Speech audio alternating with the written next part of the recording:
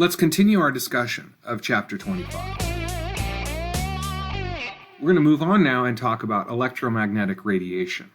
Electromagnetic radiation surrounds us all the time.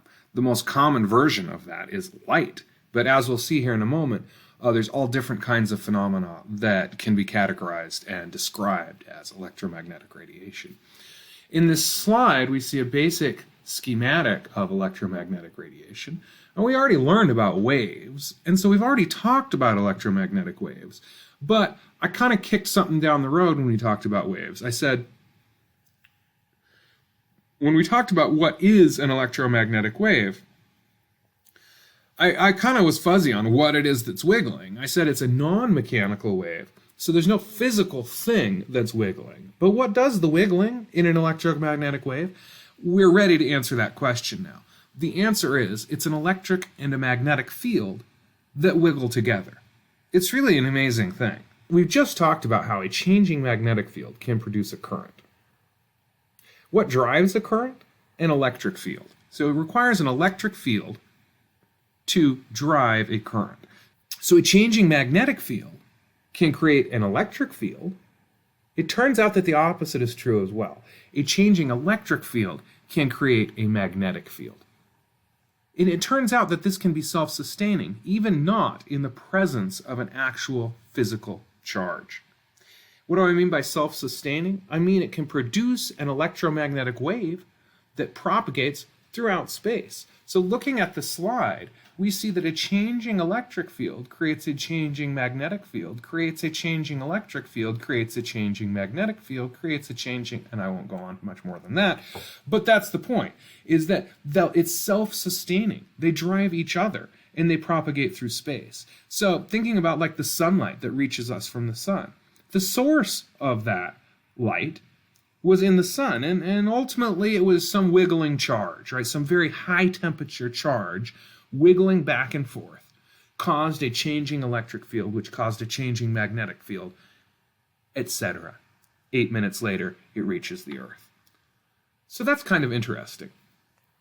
Other things to note on here is that the electric field and the magnetic field are perpendicular to each other, and they're both perpendicular to the direction of travel. So again, just more of this necessarily three dimensions business that we've been talking about in this whole chapter, ever since we started magnetism. Magnetism is fundamentally a three-dimensional phenomenon, and that's continued here. It takes three dimensions to have three mutually perpendicular vectors, which would be the velocity, the electric field, and the magnetic field. Now we describe it as a transverse wave because of that, because the electric fields and the magnetic fields are perpendicular to the direction of travel. This is an interesting equation here because it connects epsilon naught and mu naught, which are two constants that we've been using all along for electricity and magnetism. And it connects those to the velocity that an electromagnetic wave travels at. And we say VEM here. Pretty soon we're going to switch right over to C because this is the speed of light, which is, of course, such an important number.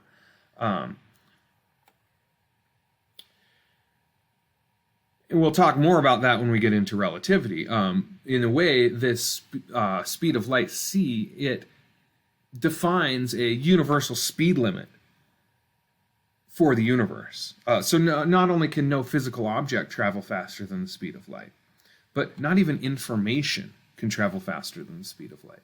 That's a weird thing to think about. Okay, and so for an electromagnetic wave moving through empty space, it travels at this speed right here, 3 times 10 to the 8th meters per second. So that's about 186,000 miles per second. Pretty fast. That's pretty fast. We already saw this equation, actually. At every point on an electromagnetic wave, the electric and magnetic field strengths are related by this equation. And so this has shown up other places. This also showed up when we did motional EMF. Right? And we said that the relationship between the electric field that tries to bring the charges back together in motional EMF and the magnetic field that separates the charges apart is given by this relationship. We also have, this is the big money wave equation here, which we've been using all along. However, now we can substitute in for the velocity the speed of light, because that is the speed that electromagnetic waves travel at. Okay, I put together this little animation here to help us understand how these things change, how the electric and magnetic fields change as the electromagnetic wave propagates through space. So this would be a wave that is coming out of the board towards us. And here we see the electric field is pointed up and the magnetic field is pointed over here to the left. And I guess part of what I wanted to point out with this is that the electric field and the magnetic field are in phase with each other. And so as I roll through these slides, we can see this is sort of like what it looks like as this electromagnetic wave is coming towards us. So notice at the bottom here we've got t equals 0. An eighth of a period later, it's like that. Quarter of a period later. 3/8 later. Halfway through the cycle, the vectors are pointed in the exactly opposite direction, and then they would go back. So that's just to kind of help us visualize how these waves move through space and how the electric field and the magnetic field change as they're moving through space. Again, it's the changing electric field which creates the changing magnetic field, which creates the changing electric field. In this perfect synergy that creates these propagating electromagnetic waves, it's pretty mind-blowing that it works out so well. Again, the amplitudes of the fields in the electromagnetic wave must be related. When I write it with the naught here, so this is E naught and B naught, we're talking about the amplitudes of the electromagnetic wave. So let's go back a couple of slides here. And right here we see, notice that the electric field is changing.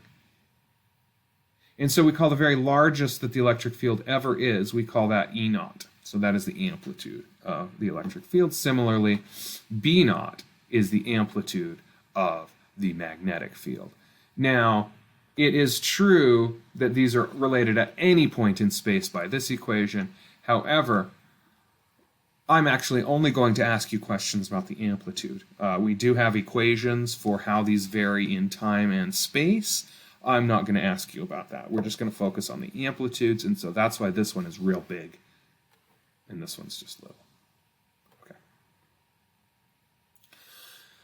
So notice that in this particular picture, we're showing the electric field always pointed straight up or straight down. And so we say that this is vertically polarized, or we would say that it is polarized in the y direction. Well, what do I mean by polarization? Well, a wave could wiggle like this, it could wiggle like this, it could wiggle like this, it could wiggle like this. Those are all different polarizations of a wave. And so in this, we see that the electric field is pointing along the y-axis. Notice we could rotate this. There's no reason why we couldn't have had the electric field on the z-axis, but we didn't.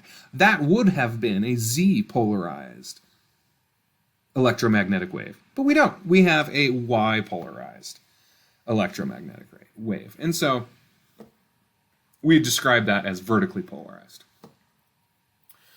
And again, it's a convention that we talk about the electric field. We wouldn't have to.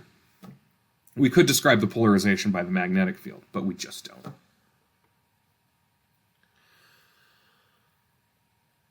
So here's some more examples. We could have vertically polarized, horizontally polarized. Again, we're looking at the electric field, not the magnetic field. But it could be at some goofy angle too. Here it is 30 degrees from vertical. It could be 47.8143 degrees. That would work. Okay. The energy of that electromagnetic wave, it depends on the electric fields and the magnetic fields. So that's the amplitude of the electric and magnetic fields. That's what defines how much power the wave is carrying. So when you sit out in the sunshine and you're feeling that nice warm sun on you, in a way you're feeling how large the amplitude of the electric and magnetic fields are. Don't forget that in chapter 15 we defined intensity as power over area. This is a little bit of a tricky equation. We practiced it a bit at the beginning of the semester. And this is, again, the power that is impinged upon or strikes an area A. So this is just the power that passes through some area.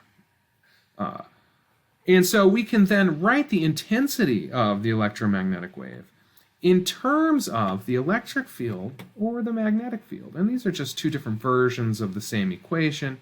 So we can write the intensity in terms of either the electric field magnitude or the magnetic field magnitude. So let's do an example. Okay, a digital cell phone emits 0.6 watts of 1.9 gigahertz radio waves. What are the amplitudes of the electric and magnetic fields at a distance of 10 centimeters? So we do know that the intensity is equal to power over the area.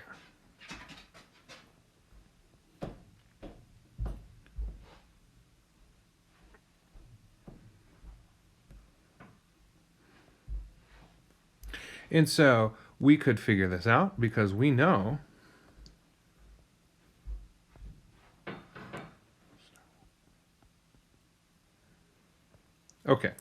we do know that the intensity equals the power over the area. So let's go ahead and figure out what that is first. Our power is 0.6 watts. And our area, well, this is being emitted in all directions, and so this power is getting smeared out over the surface of a sphere. So we should be using 4 pi r squared. Plugging that in, we get 0.6 watts divided by 4 pi times 0.1 meters squared. And when we do that, we get a number. And that number is 4.8 watts per meter squared. Now, what we can do is we can plug that into the equation that we just got. We saw that intensity is equal to 1/2 C epsilon naught times E naught squared. So now we just need to algebraify this a little bit, and we see that E naught equals 2 pi over C epsilon naught square root. So now we could plug these numbers in.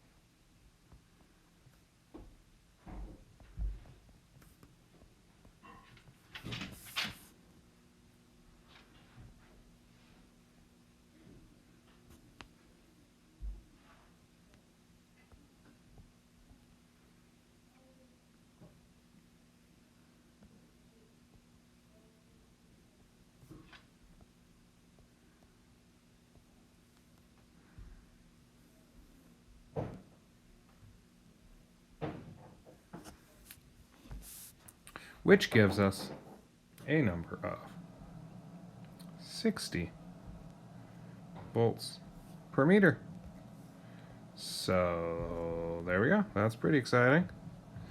Okay, and then as far as the magnetic field goes, well, we simply need to use the equation that C is equal to E naught over B naught, which means that B naught equals E naught over C. And when we plug in 60 volts per meter,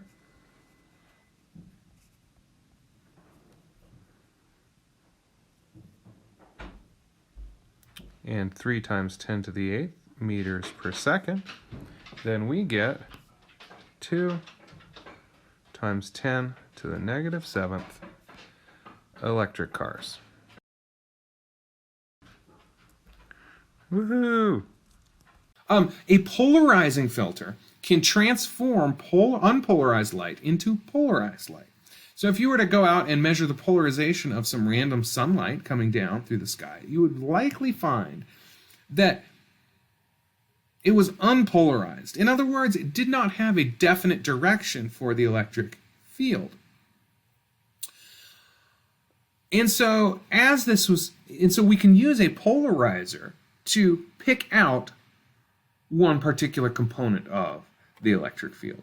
And if you are into photography, then you almost certainly have polarizing lenses. You may have polarizing sunglasses. Polarizing sunglasses, a lot of people like to use them when they're driving or when they're fishing. It turns out that reflected light tends to be polarized horizontally. And so if you have sunglasses on that only allow a vertical polarization through, it tends to block that horizontally polarized light that has reflected off of the road or reflected off of the surface of the water. And since you're no longer seeing that reflection off of the surface of the water, you can actually see into the water better. You can see the fish a little bit better. Similarly, if you're driving and you're not getting that reflection off of the road, then we might say it reduces the glare. And that's a pretty good description. I'll try and put together a demo video of that in the next day or two here. We can also use a polarizing filter to rotate an already polarized light wave. So here we see an incident light wave that has a polarization like this. So it's tilted at some angle, and it's striking this polarizer. And we can break this vector here into a horizontal component and a vertical component. Now that polarizer axis is vertical right here. And so we see that this polarizer will block all of the horizontal component, and it will pass all of the vertical component. And so essentially what it does is it rotates the polarization from this angle here to this angle here. And we have an equation that describes how we do lose some intensity as we pass through that polarizing filter. So you can see that, well, we gain a rotation of the axis of polarization here. That's what we might use the polarizer for. We do lose some intensity because notice that this vector right here is just plain old shorter than this vector right here. So we do lose some intensity as it passes through that polarizer. And Malus's law describes how that is. So this is the intensity. Again, power per area is intensity. This is the intensity that passes through the polarizer. And this is the intensity that strikes the polarizer. We call that the incident or the incoming intensity. And theta is the angle between the polarization of the incident light and the polarization axis of our polarizer. Now, a fun fact is that if we are polarizing unpolarized light, we get exactly half of the intensity passing through. So sunglasses that are polarized just automatically block about half of the intensity that comes through. And you could make them, darken them to block more of that. But just polarizing the unpolarized light blocks half of the intensity. Here's a quick clicker question. A vertically polarized light wave of intensity 1,000 milliwatts per meter squared is coming towards you out of the screen. After passing through this polarizing filter, what is the wave's intensity? Hey, Daddy. Yes, and I'm getting a visit from my children, so we'll pause the recording and we'll both just think about them. Okay, I'm back. I hope you are too. So, we've got this vertically polarized light wave, and it has an intensity of 1,000 milliwatts per meter squared. It's coming towards you out of the screen. After passing through this polarizing filter, what is the wave's intensity? Well, we're going to use Malus's law right here. And if we plug in the cosine of 45 right here, notice it is vertically polarized, but of course it's 90 degrees between horizontal and vertical. So this angle right here is also 45 degrees. So that's really the 45 degrees we're putting into here. So we have cosine of 45 degrees. MCATers, you should know that the cosine of 45 is 1 over the square root of 2. Of course, 1 over the square root of 2 squared is 1/2. So we get 1/2 of the intensity transmitted. 1/2 of the incident intensity is transmitted. So we get 500 milliwatts per meter squared.